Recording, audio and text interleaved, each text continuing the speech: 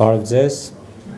ես Արցախյան Հանրապետության մարդու իրավունքների պաշտպանն եմ, Արտակ Բեգլարյանը։ Հիմա կներկայացնեմ մարդու իրավունքների պաշտպանի կողմից մեկնարկած փաստահավաք առաքելության արդյունքները ադրբեջանական ագրեսիայի հետևանքով տեղի ունեցած վայրագությունների վերաբերյալ գլխավորապես քաղաքացիական անձանց նկատմամբ եւ փաստահավաք առաքելության արդյունքների հիման վրա պատրաստել ենք միջանկյալ զեկույց ու միջանկյալ զեկույցը արդեն տպագրացել առաջիկայում կբաժանենք բոլորին եւ հայերենով եւ անգլերենով, բայց հիմա ուղղակի ասուլիսով ներկայացնեմ, եթե հարցեր լինեն, սիրով պատրաստ եմ պատասխանել հարցերին։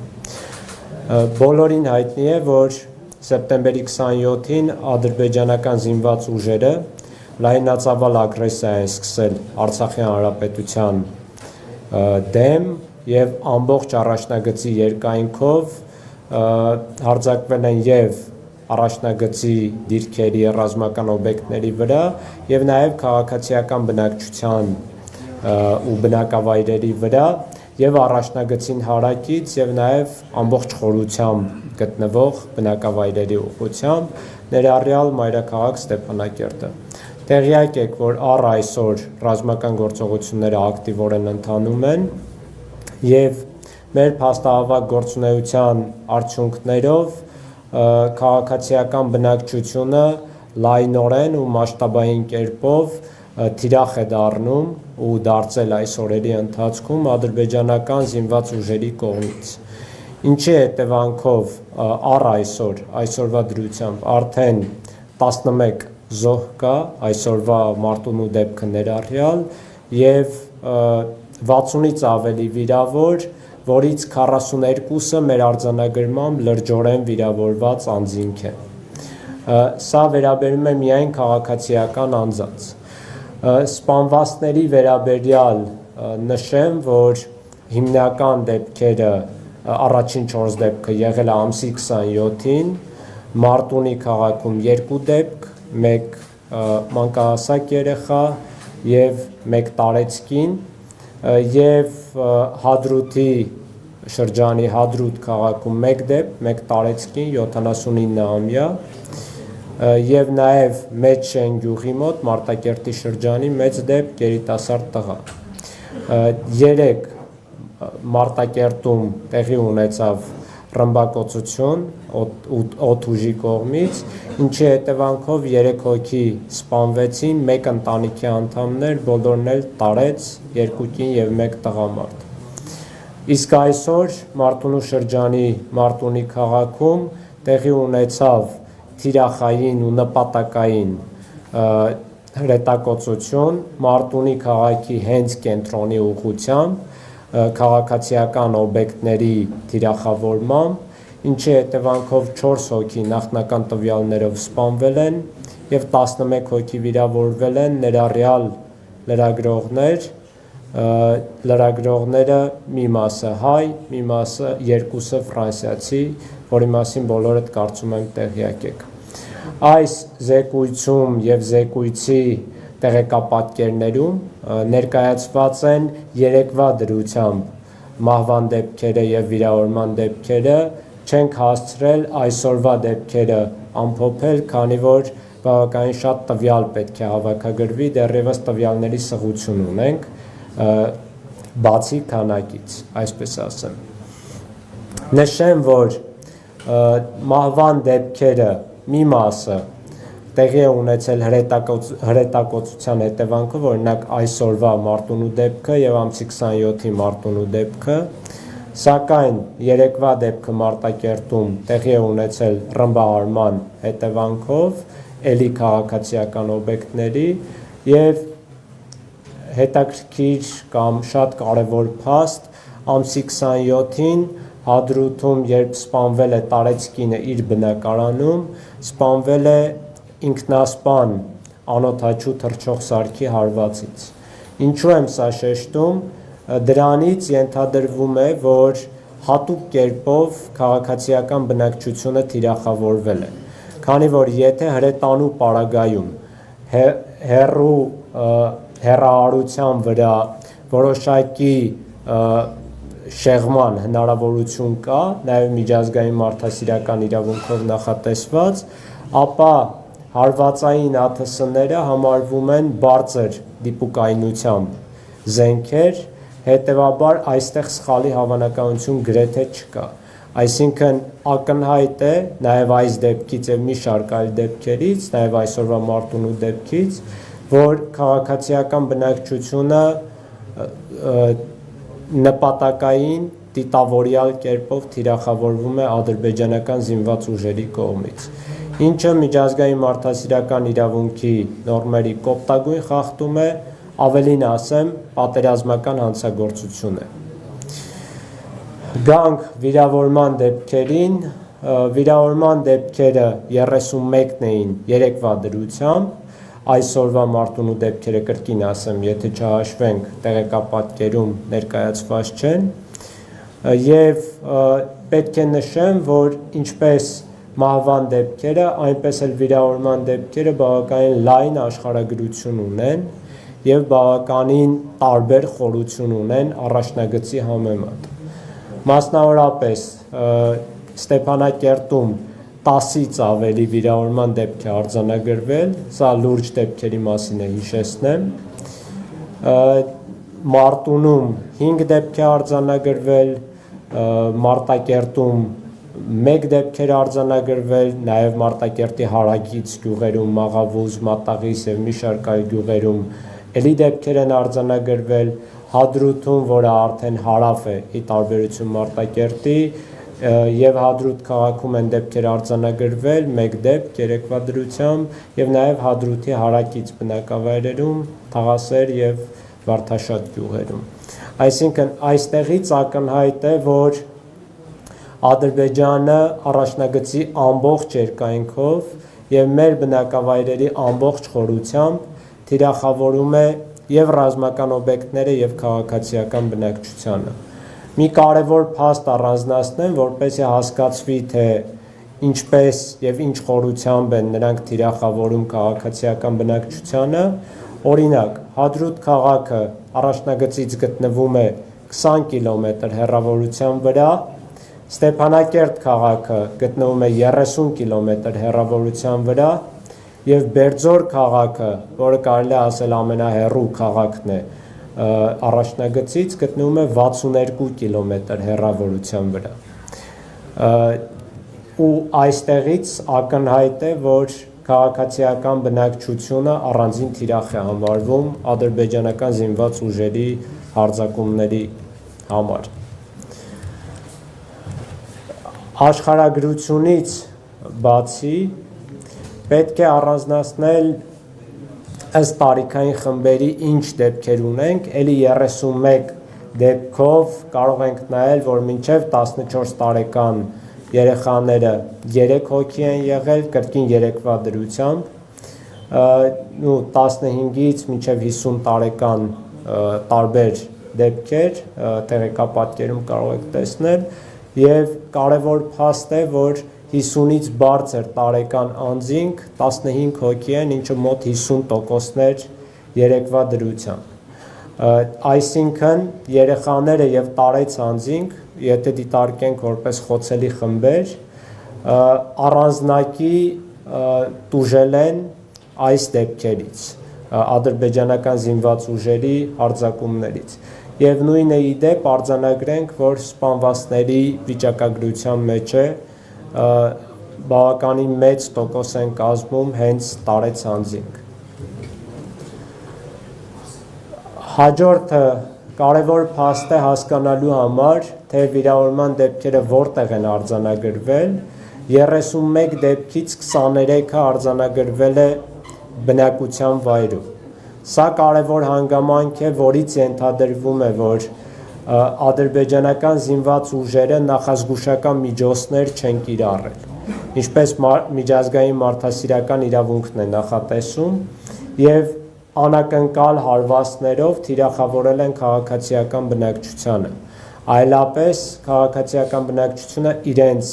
բնակարաններում կամ տան բակերում չէին վիրավորվի։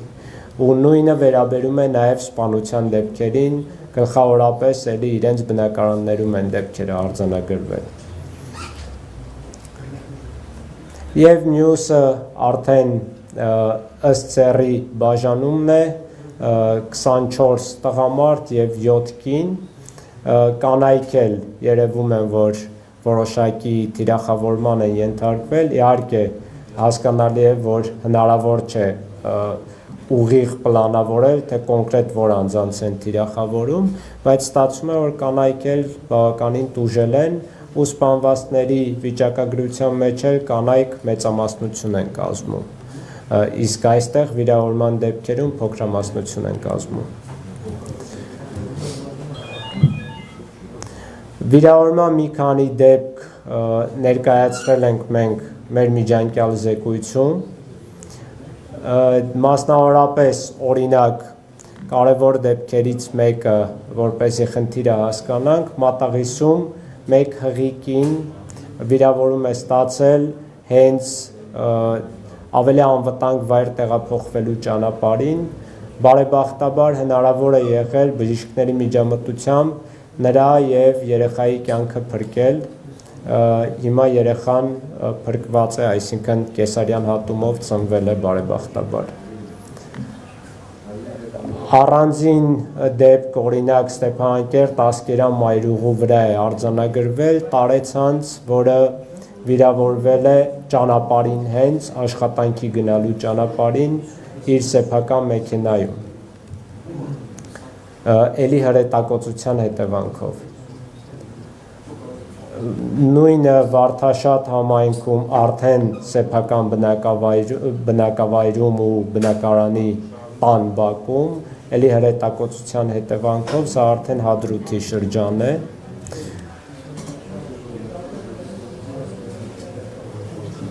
Եվ Ստեփանակերտում էլի վիրավորման դեպքերից մեկը,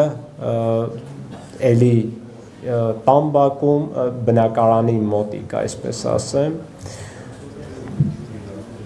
և Մարտունի քաղաքի դեպքը կարևոր է արձանագրել և ամենափոքր, ամենակրտսեր վիրավորն է 2 տարեկան երեխա, իդեպ այս երեխայի, այս տղայի քույրը մահացել է, 9 տարեկան աղջիկն է Վիկտորիա Գևորգյանը, և նաև նրանց մայրն էլ է վիրավորվել, ու այստեղ մի կարևոր հանգամանք պետք է շեշտել, որ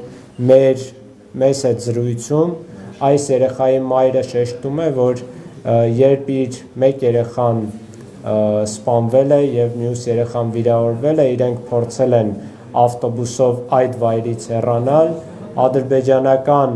անօդաչու թռչող սարքը, հարվածային անօդաչու թռչող սարքը հետապնդել է ավտոբուսին և էլի հրթիռներ է արձակել ավտոբուսի ուղղությամբ։ Այս վկայությունից էլ ևս մեկ անգամ հաստատվում է այն պնդումը, որ ադրբեջանական զինված ուժերը նաև քաղաքացիական բնակչությանն են հատուկ առանձնակի թիրախավորման տակ պահել։ Մյուս ուղղությունը, որ մեր փաստահավաք գործունեության ընթացքում արձանագրել ենք և ուշադրության տակ ենք պահել, քաղաքացիական օբյեկտների հանդեպ թիրախավորումներն են, անկեղծ ասած մենք այս օրերին ավելի մեծ ուշադրություն ենք դարձրել մարդկանց հանդեպ իրավախախտումներին ու հանցագործություններին, հաշվի առնելով դրանց առավել հրատապ ու առավել կարևոր լինելը և նաև հաշվի առնելով, որ քաղաքացիական օբյեկտների վնասները շատ ավելի ծավալուն են և ավելի երկարաժամկետ աշխատանք է պահանջվում դրանք արձանագրելու, դասակարգելու, տեսակավորելու համար, դրա համար մանրամասն վիճակագրություն դեռևս չենք ներկայացնում, բայց մի քանի հանգամանք այս տեսանկյունից արձանագրենք, որ և բնակավայրերում և նաև տնտեսական արտադրական նշանակության տարածքներում տուժել են բնակելի հատվածներ, ենթակառուցվածքներ, տնտեսական արտադրական նշանակության օբյեկտներ, մասնավոր գույք եւ անշարժ եւ շարժական գույք եւ նաեւ հանրային նշանակության օբյեկտներ մասնավորապես մի քանի դեպք արդեն արձանագրել ենք որ հրետակոծության հետևանքով տուժել են նաեւ դպրոցները բարեբախտաբար դպրոցներում որևէ կորուստ կամ վիրավորում չի արձանագրվել մարդկային բնույթի Կարծում եմ շատերը տեսել են բնակարաններ տուժած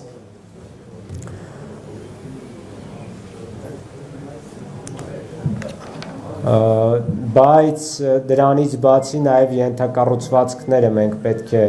արձանագրենք, որ լայնամասշտաբ կերպով վնասվել են ճանապարհներ, էլեկտրացանցեր, գազատարեր եւ այլն եւ այլն։ Եվ կարևոր փաստ է, որ ճանապարհները հենց հրետակոծության ժամանակ առանձնակի հարվածի տակ են եղել, որի ժամանակ եւս մարդիկ վիրավորվել են, քանի որ երբ խփում են բնակելի հատվածներին, մարդիկ փորձում են ավելի անվտանգ վայրեր տեղափոխվել, ներառյալ ավելի անվտանգ բնակավայրեր եւ ոմանք այդ ճանապարհին են վիրավորվել, ինչը նույնպես կարևոր հանգամանք է վերլուծելու համար ադրբեջանական զինված ուժերի հարվածների մեթոդաբանությունը եւ մոտիվացիան վերադառնալով մարդկանց հանդեպ տեղի ունեցած իրավախախտումներին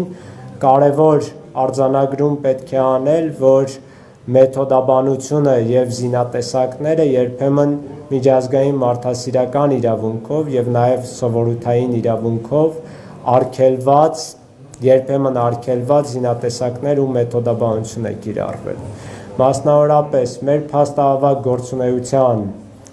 ընթացքում մենք որոշ զինատեսակներ արձանագրել ենք, որոնք կասետային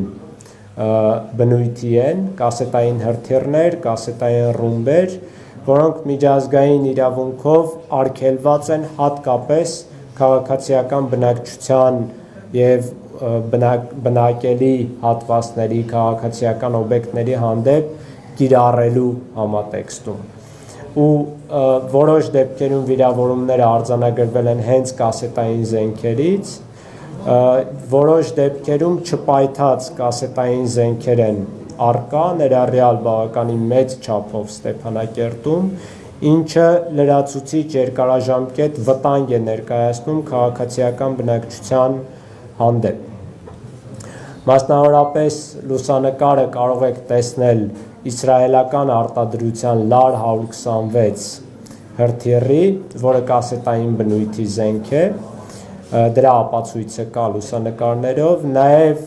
ադրբեջանական զինված ուժերը Ստեփանակերտի հարակից բնակավայրերի ուղղությամբ ինտենսիվ կերպով օգտագործել են Smerch հրթիռներ տարբեր տիպի, ներառյալ կասետային բնույթի Smerch հրթիռներ եւ որոշները նաեւ ըստ արտակարգ իրավիճակների պետական ծառայության վտանգ են ներկայացնում հետագայում էլ նաեւ չպայթած հրթիռներ կան Smerch-ից Նշեմ, որ այս տարիների ընթացքում 1990-ականների պատերազմից հետո մեծ ծավալի աշխատանք է կատարվել Արցախը մաքրելու պայթուցիկ, չպայթած պայթուցիկ նյութերից ու զինատեսակներից, թեև տարիների ընթացքում բազմաթիվ հարյուրավոր միջադեպեր են արձանագրվել, ներառյալ կյանքեր են տուժել ու իմ օրինակն էլ ես նշեմ, որ հենց 1995 թվականին պատերազմից մնացած ականի պայթյունի հետևանքով ես ինքս էլ կորցրել եմ տեսողությունս, երբ 6 տարեկան եմ եղել, այսինքն ես ինքս իմ անձնական օրինակով շատ լավ հասկանում եմ, թե ինչ է նշանակում այսպիսի չպայթած զենքերը քաղաքացիական բնակչության համար։ Սա մարդասիրական աղետի կարող է հանգեցնել։ Եվ ես ունեմ ողջամիտ կասկած, որ ադրբեջանական զինված ուժերը նաև նպատակային կերպով են քաղաքացիական բնակչությանը այս կարգի մեծամասշտաբ թիրախավորել, որպեսզի դրա հետևանքները երկարաժամկետ կերպով մենք զգանք մեր մաշկի վրա։ Պարոն Բեգլարյան, խնդրում եմ մենք ամփոփեք նաև այսօր Մարտունիում տեղի ունեցած Ներողություն հարցերին կգանք, եթե ինձ մի քիչ է ժամանակ կտաք։ ուղղակի դուք հիմա Արմենիա հեռուստատեսության ուղիղ եթերում եք եւ մեր օպերատորն է վիրավորվել, կխնդրենք ձեր գնահատականը այս պահի ներողություն եմ խնդրում ունեցած։ Շատ լավ, ես արդեն գնահատական հնչեցրել եմ, բայց նորից ասեմ, որ դա խստագույնս դատապարտելի է, դա պատերազմական հանցագործություն է, քանի որ ակնհայտ է, որ հենց քաղաքացիական բնակչությանն են թիրախավորել։ Իհարկե, ցավակցում եմ բոլոր զոհերին, ցավում եմ նաև վիրավորումների համար, առանձնակի կարևորություն պետք է տանք նաև լրագրողների թիրախավորումը եւ հայ ազգի եւ օտարերկրացի լրագրողների, ինչը նշանակում է, որ ադրբեջանական զինված ուժերը նաև այս տեսանկյունից չեն հարգում միջազգային մարդասիրական իրավունքը, թիրախավորելով լրագրողներին։ Բայց այստեղ առավել կարևոր է ընդհանուր կոնտեքստը, որ քաղաքացիական օբյեկտներն ու բնակիչներն են թիրախավորվում եւ արդեն բավականին շատ զոհեր են ունենում։ Եվ ես պահանջում եմ, որ միջազգային հանրությունը, ներառյալ իրավապաշտպան համայնքը համապատասխան գնահատականը տա ու պատժամիջոցներ կիրառի հանցագործների հանդեպ, պատերազմական հանցագործություններ կատարած հանցագործների հանդեպ։ Պարոն Բեգլարյան, դուք դիտավորություն տեսնում եք։ Ես արդեն նշել եմ, որ դիտավորություն տեսնում եմ, բայց եկեք հարց ու պատասխան չսարքենք, քանի որ ես դեռևս չեմ ավարտել։ Հաջորդ ուղղությունը շատ կարևոր ուղղություն է Արցախի զինծառայողների հանդեպ հնարավոր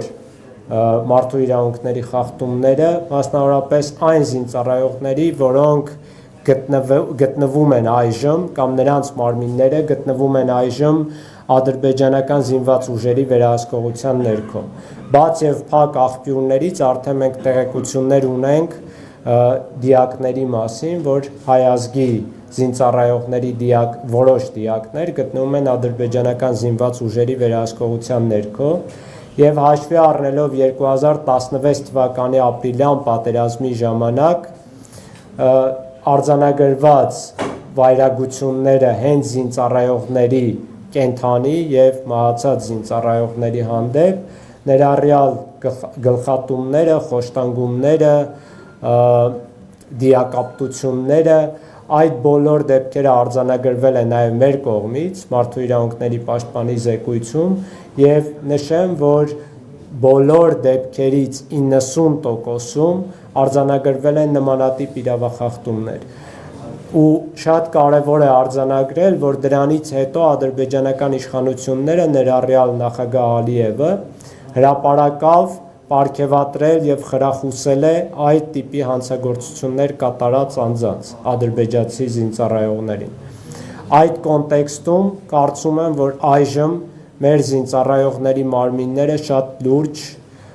վտանգի տակ են եւ հավանականությունը բարձր է, որ նրանք եւ նրանց մարմինները կարող են լրացուցիչ իրավախախտումների ու վայրագությունների ենթարկվել։ Այս կողմից եւս միջազգային իրավապաշտպան համայնքը մեծ անելիք ունի կանխարգելելու համար նմանատիպ խախտումները։ Եվ վերջնական ամփոփեմ արդեն եզրահանգումները, այս բոլոր փաստերի հիման վրա մենք մի քանի եզրահանգում ունենք, մարդու իրավունքների պաշտպանը եւ մեր աշխատակազմը։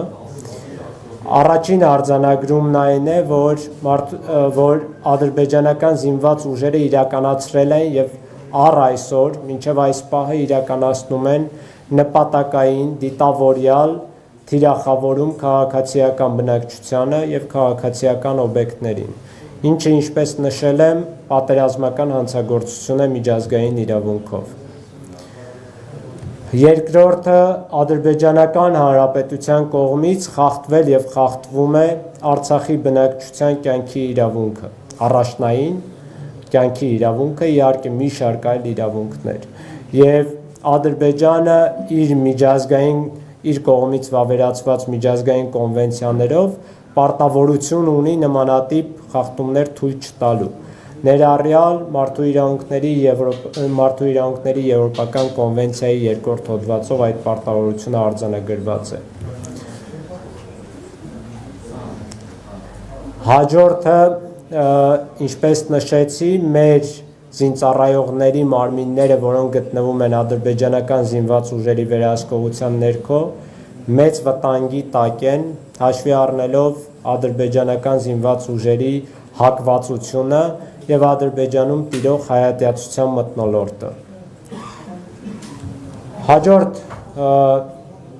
եզրահանգումն այն է, որ եւ 2016 թվականի վայրագությունները եւ վերջին օրերի վայրագությունները ադրբեջանական զինված ուժերի կողմից բավականին խորքային կերպով հենված են նաեւ հայատյացության պետական քաղաքականության վրա, որտեղ կարևոր դերակատարում է տրված հայերին ատելուն եւ հայերի հանդեպ կատարված հանցագործությունները, ներառյալ սպանությունները հերոսացնելուն ու խրախուսելուն,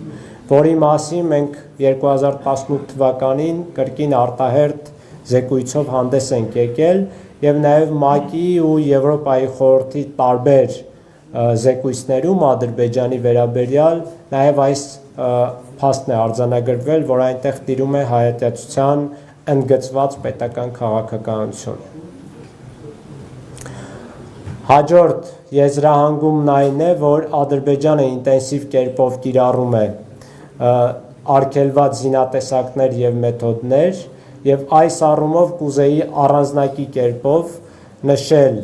ոչ միայն արգելված զենքերի կամ զինատեսակների մեթոդների, այսպես ասեմ, կիրառումը, այլ նաեւ կարեւոր է արձանագրել, որ արդեն Հայաստանի եւ Արցախի հանրապետությունների պաշտոնական տարբեր աղբյուրներով եւ նաեւ միջազգային լրատվամիջոցներով մենք որոշակի փաստեր ունենք, որ Ադրբեջանում Արցախի հանրապետության դեմ կռվում են սիրիացի վարձկաններ կամ կարող ենք ասել նաեւ ահաբեկիչներ։ Իսկ սա նշանակում է, որ լրջագույն մարդասիրական աղետի վտանգ կա տարածաշրջանում, հաշվի առնելով այս վարձկանների վտանգավոր փորձառությունը եւ պատերազմական գործողություններ վարելու անմարդկային մեթոդաբանությունը։ Նաեւ այս տեսանկյունից, եզրահանգումների տեսանկյունից կարեւոր է նշել, որ Ադրբեջանը լայնորեն կիրառում է միջազգային մարդասիրական իրավունքով արգելված ահաբեկման մեթոդաբանությունը, քանի որ կարծում եմ լրագրողների մի մասն էլ նաեւ ականատես են եղել, որ ամեն օր Ադրբեջանը մինչև Ստեփանակերտ է հասցնում անօդաչու թռչող սարքեր, ներառյալ հարվածային թռչող սարքեր, որոնց մի մասը նաեւ որոշակի հարվածներ են կարողացել հասնել քաղաքացիական բնակչությանը։ Իհարկե, սա էլ հերթական վտանգավոր ու արգելված մեթոդաբանությունն է։ Հաջորդ եզրահանգումը կարևոր է նշել, որ ռազմական ագրեսիան մեկնարկել է եւ շարունակվում է COVID-19 համավարակի պայմաններում, այն դեպքում, որ ամբողջ միջազգային հանրությունը ներառյալ ՄԱԿ-ը ի սկզբանե հորդորել են կոչ են արել դադարեցնել բոլոր ռազմական գործողությունները եւ պայքարել COVID-19 համավարակի դեմ։ Եվ այսօր Արցախում այս համավարակի դեմ պայքարելու համատեքստում մենք արդեն ստիպված ենք պայքարել ավելի մեծ վտանգների դեմ,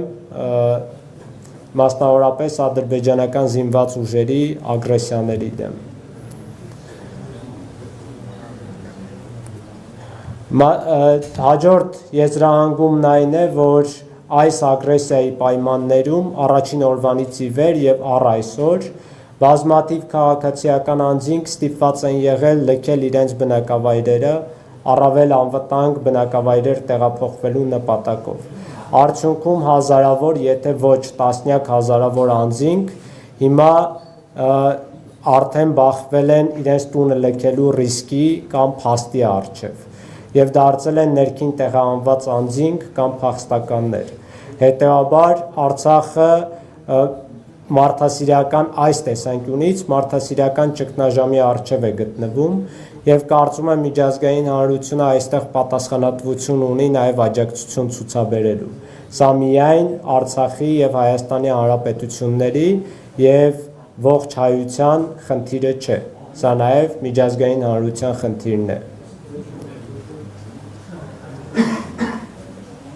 Հաջորդ եզրահանգումն այն է, որ մեծամասշտաբ քաղաքացիական օբյեկտներ են թիրախավորվել, ինչի հետևանքով մասնավոր եւ հանրային սեփականություն է վնասվել, ներառյալ մասնավոր գույք եւ տնտեսական նշանակության գույք, բայց ծավալների մասով մենք լրացուցիչ ավելի երկարաժամկետ հետազոտությունից հետո արձանագրումը կանենք։ Եվ մեկ եզրահանգում ևս, որ առ այսօր, մինչև այս պահը ռազմական գործողությունները շարունակվում են այն վտանգները, որոնք ես ներկայացրեցի, եւ քաղաքացիական բնակչության եւ զինծառայողների հանդեպ, եւ այսօրվա դեպքն էլ ցույց է տալիս, որ Ադրբեջանը ոչ միայն չի դադարեցնում քաղաքացիական բնակչության թիրախավորումները, այլ սկսել է ավելի նպատակային, ավելի կետային ու ավելի լայնամասշտաբ հարվածներ հասցնել, ներառյալ արդեն օդուժի կիրառմամբ, որը ավելի մեծ վտանգներ է իրանից ներկայացնում։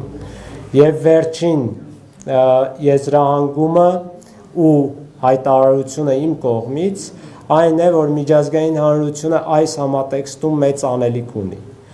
ու սա վերաբերում է եւ քաղաքական հանրությանը, այսպես ասեմ, եւ նաեւ իրավապաշտպան հանրությանը,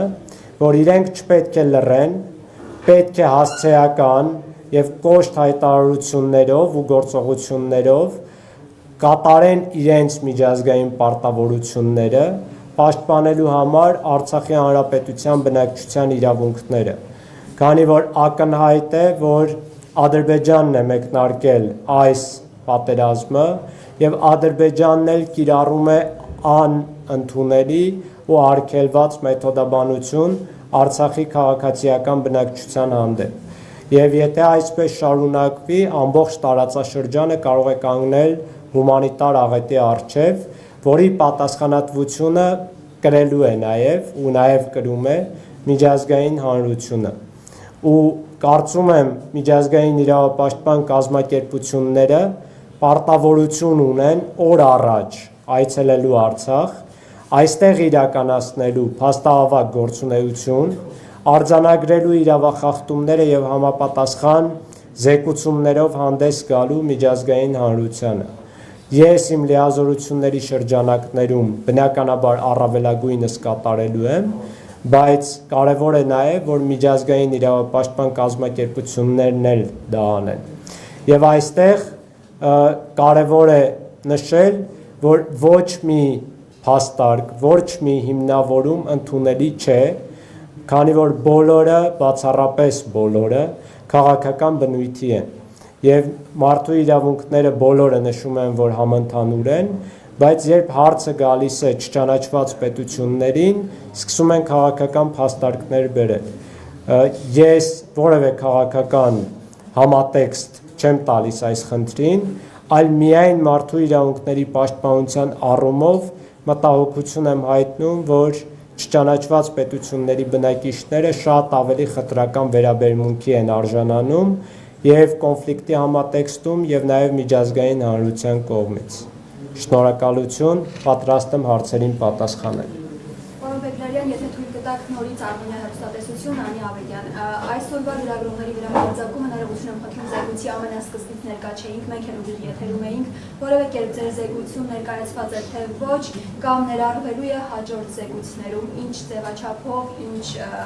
շեշտադրումներով։ Քանի որ դրա մասին արդեն խոսել եմ եւ կոշտ արձագանքել եմ, առանձին հայտարարությամբ եմ արձագանքել, նաեւ այցելել եմ հիվանդանոց, այդ պահին այնտեղ գտնվող լրագրողներին այցի, զեկույցում մի փոքր անդրադարձ կա, բայց քանի որ զեկույցը հրապարակելուց անմիջապես առաջ է դեպքը արձանագրվել, չենք կարողացել մանրամասն տվյալներ հավաքագրել եւ արձանագրել, վերլուծել եւ այլն։ բայց հաջորդ զեկույցներում միանշանակ առանձին ձևով անդրադառնալու ենք նաև այս դեպքին եւ լրագրողների հանդեպ կատարված իրավախախտմանը կամ պատերազմական հանցագործությանը։ Դա ես համարում եմ պատերազմական հանցագործություն։ Շնորհակալություն։ Իրավունքն Իլոնա Ազարյան, պարոն Բեգլարյան, դուք նշեցիք, որ միջազգային կառույցները պարտավոր են արձագանքել եւ ընդ որում կոշտ արձագանքել։ Խնդրում եմ ձեր գնահատականը մինչ այս պահը որքանով են համարժեք եղել միջազգային հանրության արձագանքները։ Որոշ հայտարարություններ եղել են, որոշները քիչ թե շատ ողջունելի են, քիչ թե շատ օբյեկտիվ են, բայց կասեմ, որ երկու հիմնական խնդիր կա։ Խնդիր մեկը լռություն, շատ դեպքերում միջազգային հայտնի իրավապաշտպան կազմակերպությունները ներառյալ այս դեպքում լռում են պարզապես։ Այն դեպքում, երբ ավելի փոքր մասշտաբի իրավախախտումներ են արձանագրվում տարբեր պետություններում կամ միջազգային կոնֆլիկտներում, շատ ավելի մեծ աղմուկ են բարձրացնում։ Երկրորդ խնդիրը օբյեկտիվությունն է։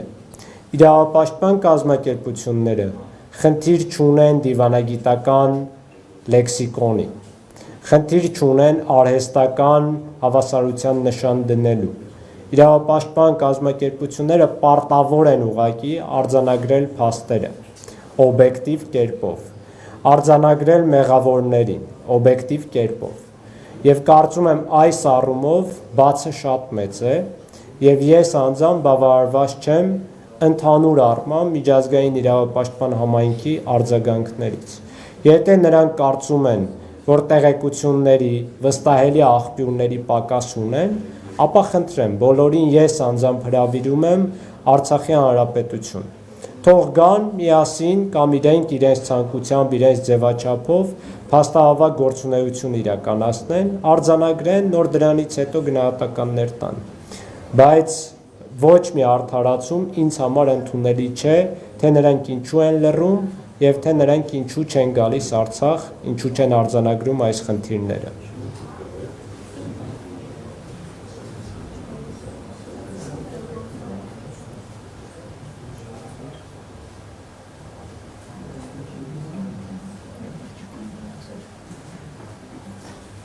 Կան այլ հարցեր։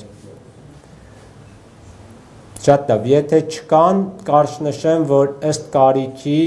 նախ նշեմ, որ եթե կարիք կա, նաև տպագիր տարբերակը կտանք վաղը եւ հայերենով եւ անգլերենով, ցավոք սրտի դեռևս ֆիզիկապես չենք հասցրել այլ լեզուներով էլ թարգմանել, բայց ժամանակի ընթացքում թարգմանելու ենք, հաղորդագրությամբ տարածելու ենք բոլոր լրատվամիջոցներին էլեկտրոնային տարբերակը, եթե ցանկություն կա մեր հաղորդագրություններին բաժանորդագրվելու, մենք առանձին